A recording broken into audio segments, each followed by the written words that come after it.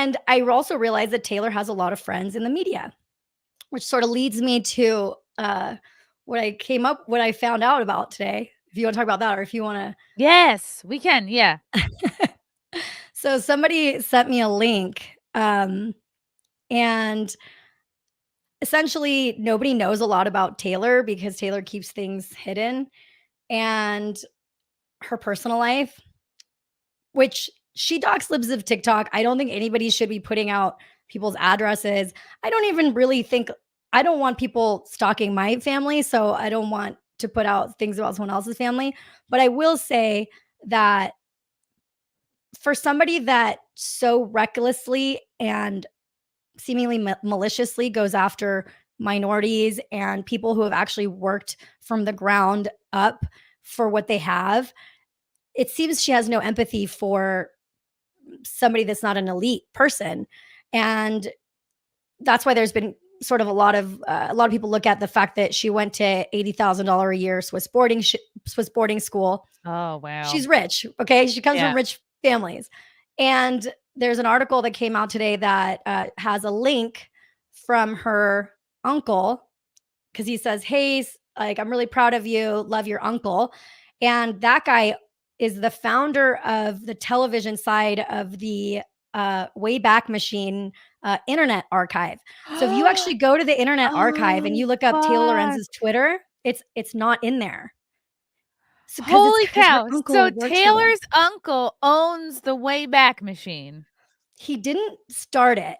Somebody way Okay. smarter than him started it, but he owns the television part of it. So if you go to that Tweet? article, Or the article, the Who Was Taylor Lorenz, the Dick Tracy oh, one? yeah, well, or the tweet. The tweet Okay, is, let me go to the you can go, tweet. yeah, Okay, here's a tweet. because I think it's R gonna go away pretty R. soon. McDonald, Taylor Lorenz just saw your New York Times piece this evening on Facebook's policy statement. I remain impressed with all that you do and proud to be your uncle, silly. Okay, now click on him. Classic uncle move. Okay, founder, Television Archive at Internet Archive, offering journalists, scholars, and engaged citizens intelligent and quotable access to news in the public interest. So if you click on the Internet Archive without, and just go to the website. Okay, yeah, archive. Okay, it's pulling up a new link. Let me get this one up here. This is sounding juicy. Okay, so here's the archive.org. This is also known as the Wayback Machine. Yeah, in the little search bar at the top, put twitter.com/Taylor Lorenz. Hope I'm spelling that right.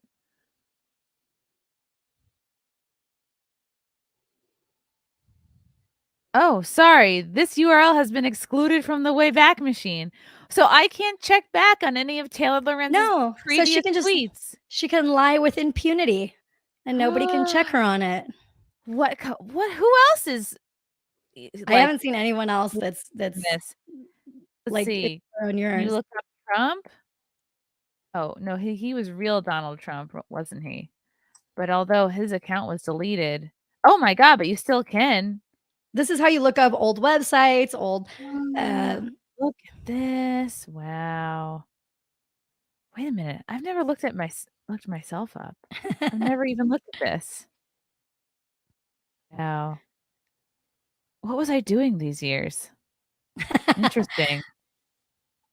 Okay, this is interesting. So Taylor's uncle works for the Wayback Machine and made it so that nobody can way back her, basically. Yep.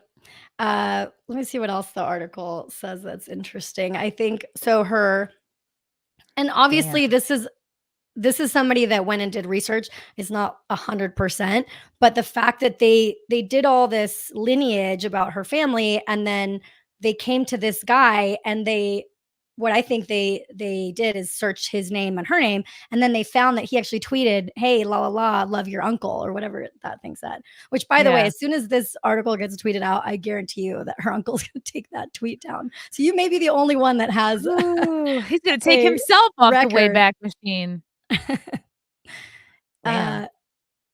Yeah, so she's very wealthy, and she has a very big, if the article is true, she has a big media family. I think her sister was at CNN, she's a publicist. Her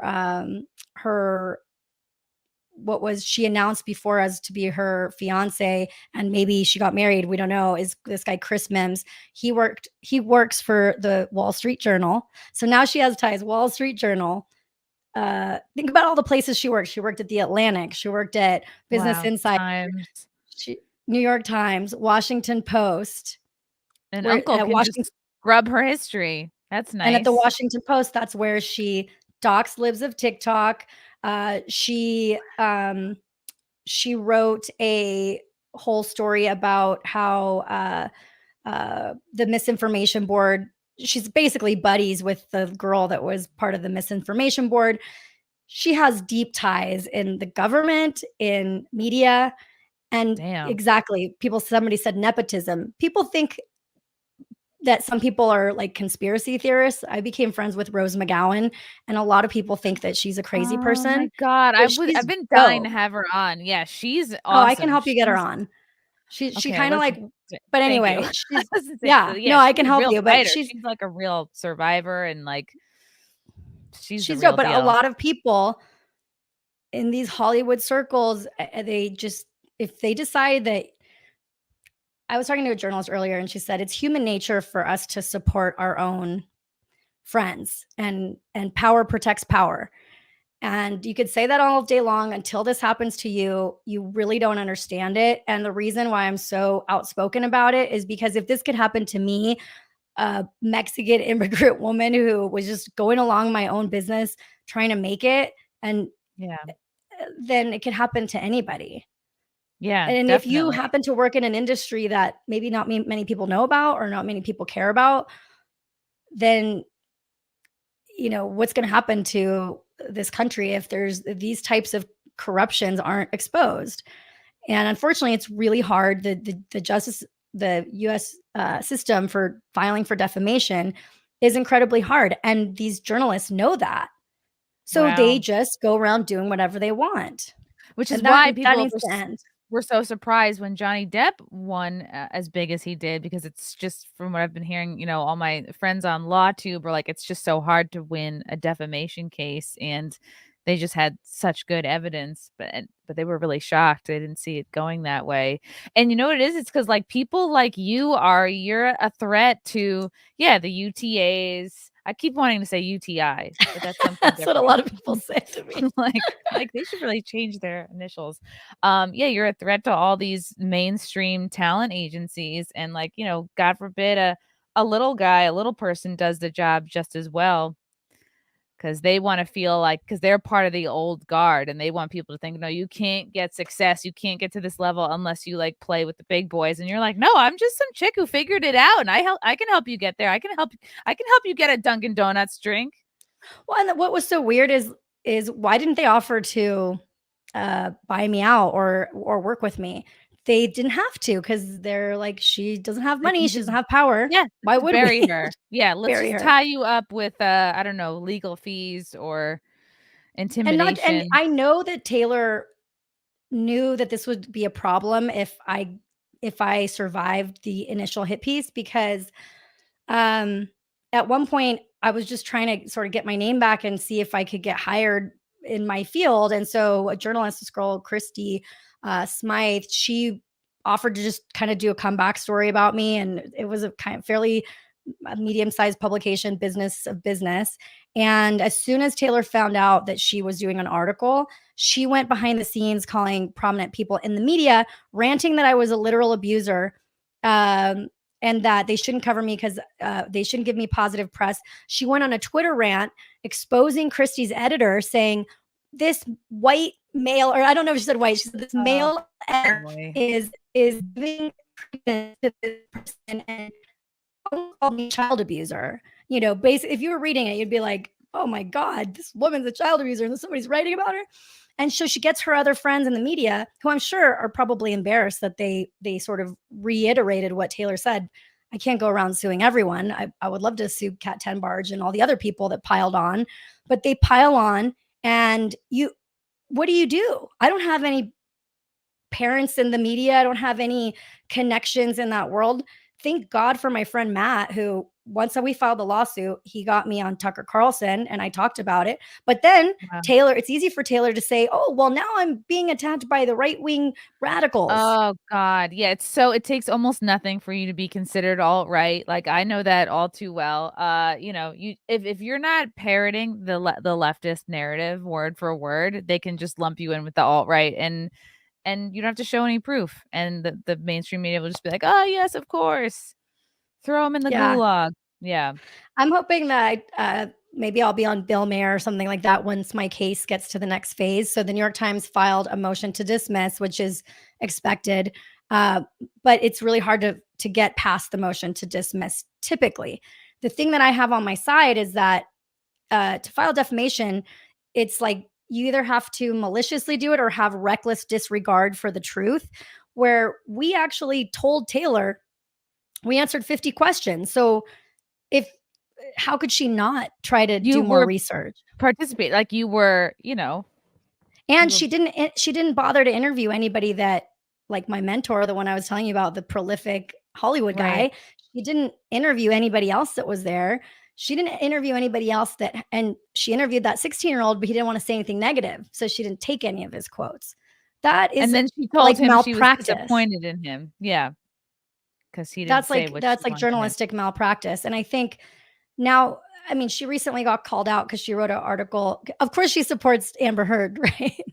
She's a Of big course. Amber Heard supporter, and she writes this article and she misquotes or she said, "I reached out for comment from Legal Bites," which is a legal YouTuber. Yes, I've had her on, she's Oh, you great. have? I have to Yes. watch it. Yeah, she's So great. they say that they included a quote, but they never reached out to her, and so then Legal Bites calls her out and everybody sort of is like, this it becomes a huge news story, which thank God it is. But isn't it crazy that a story about somebody not reaching out for comment got so much news? And then my story is like this person said I leaked nude images and Oh my god. everybody's like, well, we don't know if she did or not.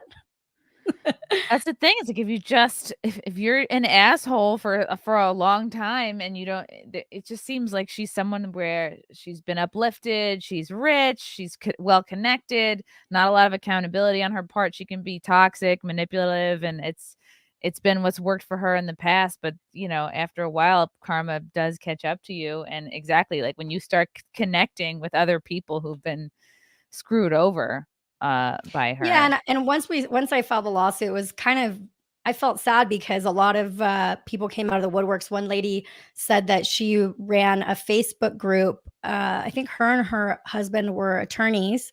I don't know if she was practicing at the time, but anyway, Taylor wrote this article, made her look like a racist, and they had to like move. She quit her job. I mean, it created so much turmoil. And this woman's like, I didn't have any recourse because technically what she wrote, it's hard to sue. And they're lawyers and they didn't even sue her for defamation because at that point, uh, maybe 5% of what she wrote in that article was true, Wow. and so thank God in my case, from what I understand, and really like we have a lot against her. The New York Times hasn't lost a libel lawsuit in 50 years. So if Taylor is the one that sinks them, that's embarrassing for her. Like, But epic for you. Yeah, and great for everybody else. Great for libs of TikTok. well, it's going to be great to depose her, interview her, and see what kind of lies she makes up. Because there's a little bit of I know I have a little bit of hubris of like I'm a little overconfident about it, but when you have the truth on your side, it does, and it does feel like the tide is turning. I know it's going to be difficult, so regardless of anything, I'm glad I tried my best, but Yeah, um, people like this should not be allowed to have that much power, and and they do how because 'cause many they're more well lives are going to be destroyed? yeah, I mean, we don't all have an uncle at the Wayback machine. Wow. Yeah, exactly. So It's just a funny name for something, but damn, so what are the next steps now for you? Because I'm sure she never expected you to sue for defamation or literally do no. anything because she figured she could just intimidate you. Well, the one thing that I have outside of the truth is that I kind of am like a little social media nerd. And so, for example, like if you I think if you search Taylor Lorenz on Twitter, my account shows up like number 2 because I put her in my bio. I mean, there's not a lot Same. somebody without you kind of have to be resourceful and scrappy. And if I want people to I just want the reason why I want people to know my story is not so that I can get a settlement from the New York Times or something like that. I want to take it to court. I want a judge and jury to just like Amber Heard got her day, Mhm. I want my day.